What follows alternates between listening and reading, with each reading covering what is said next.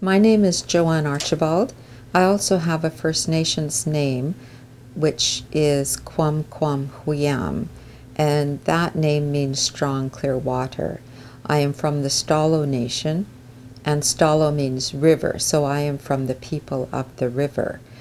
I am the Associate Dean for Indigenous Education here at the Faculty of Education at UBC.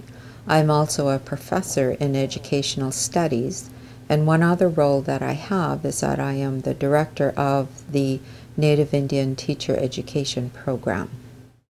Phrase indigenizing the curriculum is one that we could probably spend some time exploring, and in educational studies we ask critical questions about different concepts. It is important emphasizing that it is positioned as a verb, not a noun, not an outcome. As such, certainly outcomes are important, but that the process of indigenizing means that we are engaged in exploring, what indigenous knowledge is.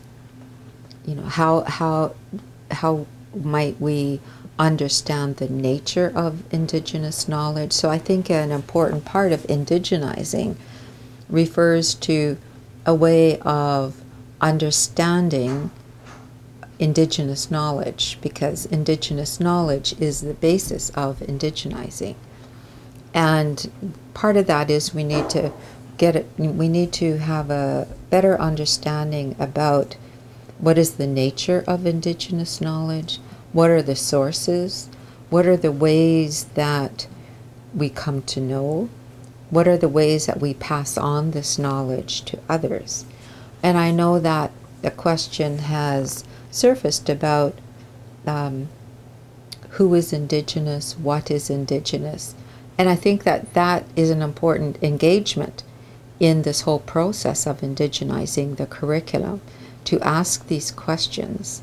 And if we are considering who is indigenous and what does that mean, I think an important part of that is understanding that often when we are using the term for indigenous, what we refer to are people who are in sort of the first peoples of a land, that there is a strong connection to a land base or the environment, that indigenous people have forms of their own language, their own laws, their own culture.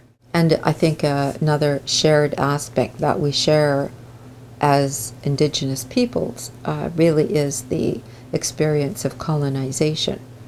And some of these issues bring us together, whether we might be located here in British Columbia, or in Australia, or in Hawaii, the US, or in New Zealand.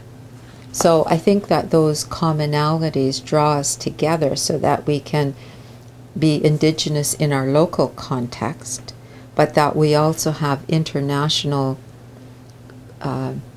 connections because of our common experience where we are relating to our land, our context. We have various stories that are a part of our indigenous knowledge systems, and we also face historic and contemporary forms of colonization. I think that it is important that we understand how indigenous knowledge can be a guide to help us learn and teach. At the same time, we need to understand that this is a continual process of learning, and that as we learn, we also have a responsibility of sharing that with others. And that's this teaching of hands back, hands forward again, that once we experience something and gain an understanding, then we do have a responsibility as teachers to pass that along to others. Now, the way we might pass it along to others might involve ensuring that we have experiential activities. It might be a way to share stories. It might be a way to question, and ultimately to keep sharing what we are doing. We are the first department within the Faculty of Education really seriously engaging in wanting to be involved in indigenizing what we are learning through curriculum and through the practice that we have of teaching our courses, or of thinking about how we operate as a department with each other and how we interact with each other, that there are often some values that we might have that we can share that are indigenous based, that we are, in a sense, often one important example is being an extended family.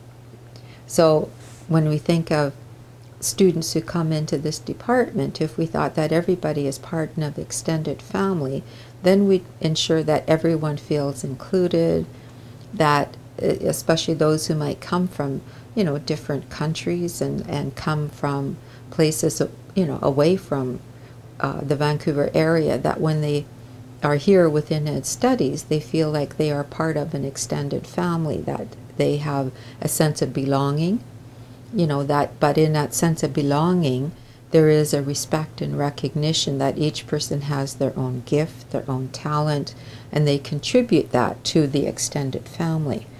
So I think those might be, again, values and practices that we could talk about, and those who want to take it up could do so, right? And so part of this is, again, saying, maybe there's a process of knowing and of being that is very much a vibrant part of Indigenous cultures, and why wouldn't we have some of those forms being practiced and taken up within the department?